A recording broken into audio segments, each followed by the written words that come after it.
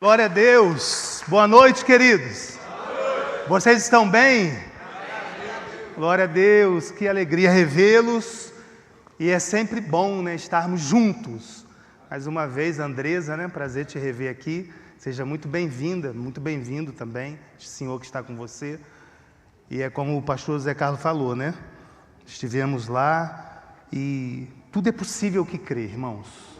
Amém? Tudo é possível. Eu estava ali ouvindo o pastor José Carlos falando, me veio na cabeça um elefante. Olha para a pessoa que está lá e fala, que é isso? Elefante? Sabe por quê? Tem um ditado que fala assim, se o elefante soubesse a força que ele tem, ele não ficaria preso com uma corda. Mas ele não sabe. E muitas das vezes, nós que somos de Cristo, às vezes nós somos subjugados por algumas situações, porque ainda não despertamos para a força e o poder que nós temos. E aí eu gostaria que você abrisse a sua Bíblia, porque nós vamos falar aqui hoje, em 20 minutos, preste muita atenção para você não perder nada. Nós vamos falar do terceiro cálice. Você sabia que na Páscoa, que os judeus e Jesus na última ceia, que ele reuniu os seus apóstolos, você sabia que essa Páscoa, ela era celebrada com 4 cálices? E cada cálice representava algo. O primeiro cálice simbolizava a santificação, o chamamento de Deus para o povo, O povo que estava lá escravo no Egito. O segundo cálice representava o juízo e, ao mesmo tempo, a libertação do povo. Tanto é que, quando vieram as pragas no Egito, o povo hebreu, todas aquelas pragas não atingiram aquele povo. E preste atenção. E a terceira simbolizava a libertação. E agora olha só, o terceiro cálice, redenção. E foi exatamente aí, o momento em que Jesus, ele pega o cálice, e foi o terceiro cálice, porque era o ritual, era a forma de se celebrar. Não tinha como celebrar a ceia judaica com um cálice. Eram 4. E aí, no Evangelho de Lucas, capítulo 22, versículo 19, nós vamos ler aqui, rapidamente, 22, 19, fala disso que eu estou falando, olha isso. Fala assim, então tomando o pão, quem tomou o pão? Jesus. Ele tomou o pão, repartiu, deu graças e disse, isto é o meu corpo que por vós é dado, fazei isto em memória de mim. Agora, no versículo 20, que foi a hora do ritual do terceiro cálice, ele pega o terceiro cálice, porque cada cálice tinha um nome, o terceiro cálice, o nome do terceiro cálice, naquela solenidade era redenção. Ele pega o terceiro cálice e ele fala assim, olha, semelhante modo tomou o cálice, depois de cear, dizendo, este é o cálice da nova aliança no meu sangue, que é derramado por vós. O que ele estava dizendo? redenção significa, primeiro que tem origem do latim reptério, que quer dizer trazer de volta. Fala assim, trazer de volta. Então quando Jesus pega aquele cálice, ele fala assim, olha, esse cálice, esta nova aliança, que é feita no meu sangue, é a redenção, é trazer de volta o que foi perdido, trazer de volta o que se perdeu, e o que havia sido perdido, o que se perdeu foi a vida. Deus não criou o homem para morrer, Deus não criou o ser humano para ser mortal, criou o ser humano para a imortalidade. Mas isso foi destruído no Éden. Então o cálice da redenção é o cálice para trazer de volta, que trouxe de volta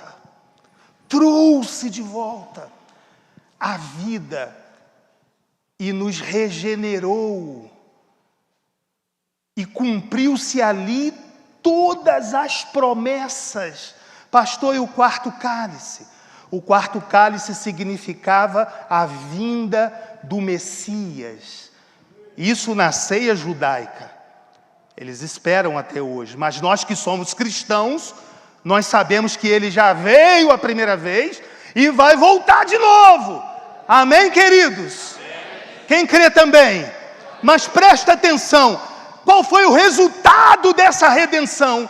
Qual foi o resultado desse terceiro cálice? Esse sangue que foi derramado no Calvário? O resultado é que realmente nos redimiu, que realmente nos curou, nos libertou e nos transformou. Você quer ver? Abra aí agora em 1 Coríntios, capítulo 15, versículo 45. Olha o que vai dizer 1 Coríntios 15, 45. Põe, por favor, aqui, pessoal da técnica, só para a gente acelerar o tempo. Mas vai falar assim, ó. 1 Coríntios 15, 45, não saiu. Vou tentar aqui mesmo. Então, vou abrir aqui. Vamos lá, vamos ver aqui. Deu? Bom, assim também está escrito. O primeiro homem, Adão, foi feito o quê? Alma vivente. E o último Adão, o quê? Então presta atenção. Antes de Cristo, toda a geração de Adão era o quê? Alma vivente. E em Cristo, nós passamos a ser o quê? Nós somos o quê? Eu quero que você responda isso bem forte, porque é isso que é a chave. Nós somos o quê? Quem tem consciência de que você é um espírito vivificante? Agora eu vou te fazer uma outra pergunta. Você sabe qual a diferença de vivificado para vivificante? Olha o que a palavra diz. Não está dizendo ali que nós somos um espírito vivificado, porque vivificado, o sujeito está no passivo. Simboliza alguém que recebeu, apenas. Mas quando o termo fala espírito vivificante, é o ativo. O que é vivificante? É aquele que é portador da vida. Então olha o que a palavra está dizendo. Está dizendo que em Cristo, através daquela redenção do terceiro cálice, Ele nos tornou espíritos vivificantes. Ou seja, eu não apenas fui vivificado, porque eu fui vivificado, isso é fato, mas vai além. Ele me transformou em um espírito vivificante, ou seja, que é portador da vida, que vivifica pessoas.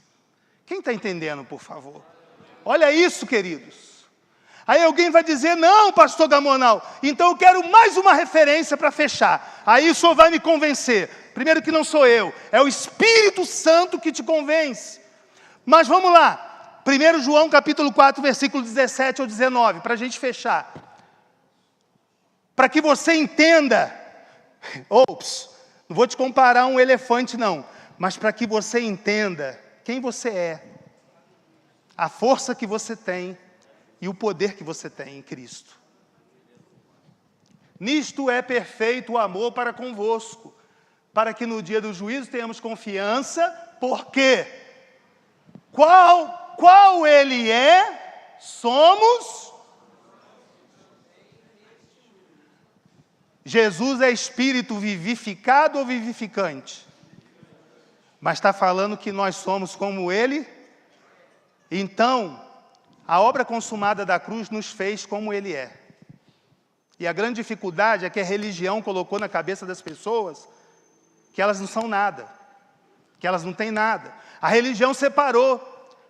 A religião é o Deus da religião é o Deus com. O Deus da redenção, o Deus da nova aliança é Deus em. Quem está entendendo, queridos? Preste atenção. Antes era Deus com o homem. Agora, após o terceiro cálice, é Deus no homem.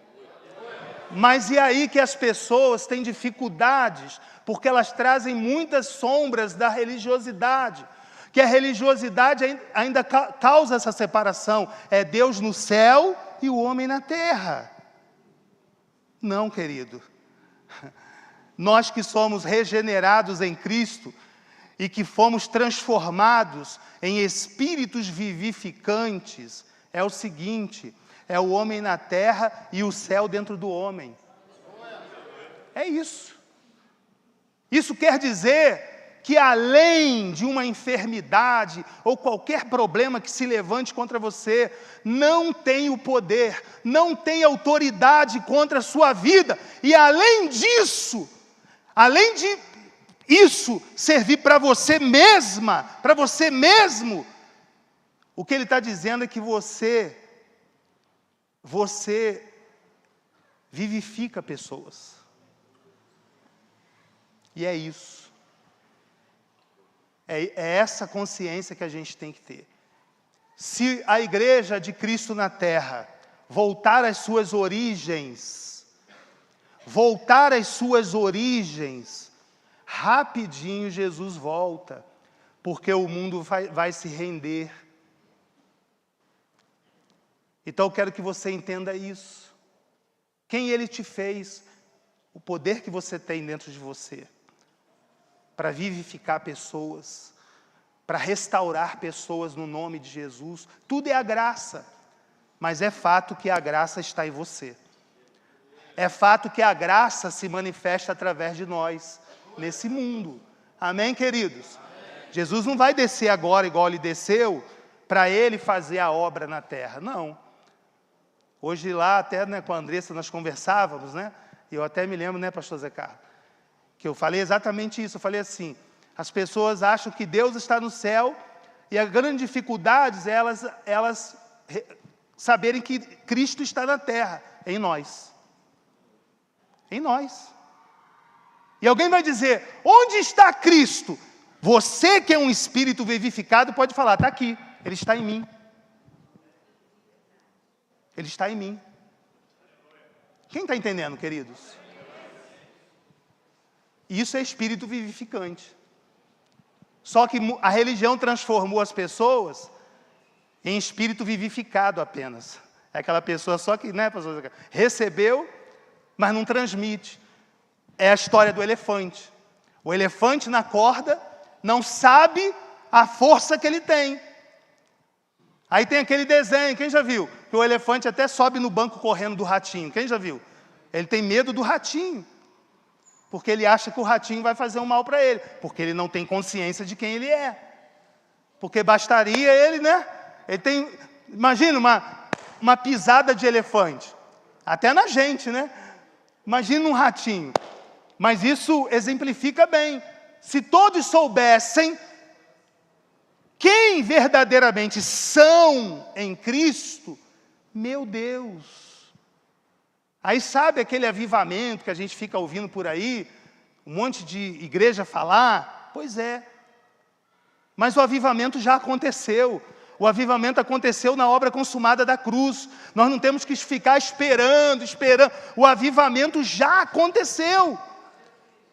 O Espírito já está em nós. Nós somos portadores de vida. Porque se Ele habita em nós, então a vida está em nós. É por isso que doente tem que ser curado, demônio tem que sair, maldição é quebrada. Por isso. Porque a vida está em nós. E se cada um assumir isso, meu Deus, imagine quantos milagres, quantas curas, quantas vidas serão libertas, quantas pessoas serão impactadas. Então é necessário isso. Amém, queridos? Vê se você aprendeu. Você é espírito vivificado apenas ou espírito vivificante? Depois você entra mais tarde no Google lá, pergunta assim, qual a diferença de vivificado para vivificante? Vai te dizer que o vivificante é aquele que tem o poder de transformar a vida. Quem está entendendo, queridos? Fique de pé e aplaude a Jesus. Olha, e tem pessoas aqui hoje precisando. Tem pessoas aqui hoje, e não aqui só, como o pastor Zé Carlos falou, até em outros lugares, em hospitais, precisando desses espíritos vivificantes, que são portadores da vida de Deus, portadores da vida de Cristo, nelas mesmas, para transmitirem, para vivificarem essas pessoas que estão mortas, mortas em seus pecados, mortas em seus problemas, cheias de maldições, mas cabe a nós.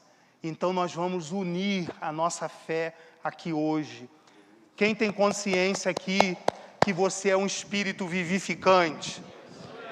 Vamos vivificar. E alguém que esteja aqui hoje, passando por um problema, por uma luta, doente, é para isso mesmo. Por isso que Deus fez assim. Porque como cada um de nós somos portadores da vida de Deus, então, na medida que as necessidades vão aparecendo, Deus vai nos usando o outro. Por isso que a Bíblia fala, né, que eles oravam uns pelos outros, eles socorriam uns os outros na igreja primitiva. É isso.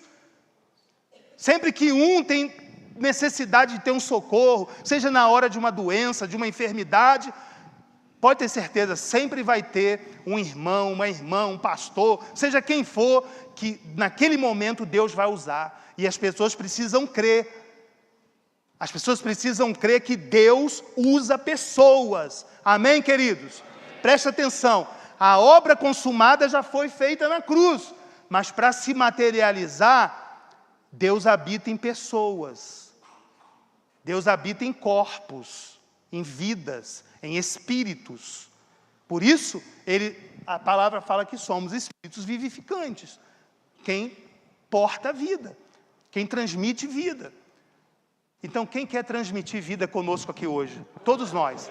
Então, eu quero chamar você aqui na frente, que nós vamos fazer um momento de intercessão aqui, por pessoas que estão aqui e por aquelas que não estão aqui, como é o caso até do Roberto, como o pastor Zé Carlos falou aqui, e outras pessoas, você que tem um ente querido internado, uma pessoa que está nas drogas, uma pessoa que está, ainda não se rendeu a Cristo. Hoje é dia disso, querido. Hoje é dia dos espíritos vivificantes decretarem vida sobre pessoas que precisam ou de uma cura, ou de uma libertação. Olha, inclusive, se tem alguém aqui hoje, que veio aqui hoje, não tenha timidez. Pastor Gamonal, eu vim aqui hoje e eu estou precisando mesmo, isso não é problema nenhum. Às vezes nós somos carne e osso também. Pode acontecer, nós estamos sujeitos a adoecermos, estamos sujeitos a, às vezes, nos sentirmos fracos, enfim. Mas nós já temos a solução para isso tudo. O terceiro cálice já foi levantado, o terceiro cálice já foi derramado, a redenção já aconteceu, Ele já chamou de volta o que havia sido perdido. Aleluia! Então eu gostaria que subisse aqui, quem chegou aqui hoje com alguma enfermidade, e você está crendo que nós aqui, todos nós, a Igreja de Cristo, nós somos espíritos vivificantes, e você não vai sair daqui com essa enfermidade, você não vai sair daqui com essa dor, você não vai sair daqui